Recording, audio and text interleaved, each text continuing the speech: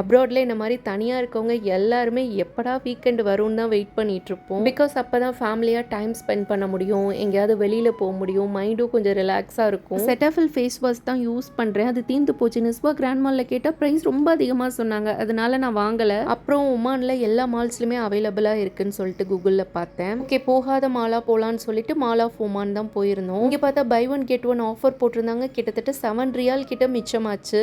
Super இல்லைன்னு சொல்லிட்டு வாங்கிட்டு அப்படியே குட்டி ஷாப்பிங் பண்ணிட்டு ஐஸ்கிரீம் சாப்பிட்டு கிளம்பியாச்சு. நிறைய சுற்றி பார்க்கலாம்னு நினச்சோம். பேபி பயங்கர கிராங்கியாக இருந்தா, அழுதுகிட்டே இருந்தா, எங்களால் கண்ட்ரோலே பண்ண முடியல. பேபிஸ் பிறந்து 1 இயர் வரைக்கும் வளர்க்குறது கூட ஈஸி, அப்போ நம்ம தூக்கம் மட்டும்தான் போகும்.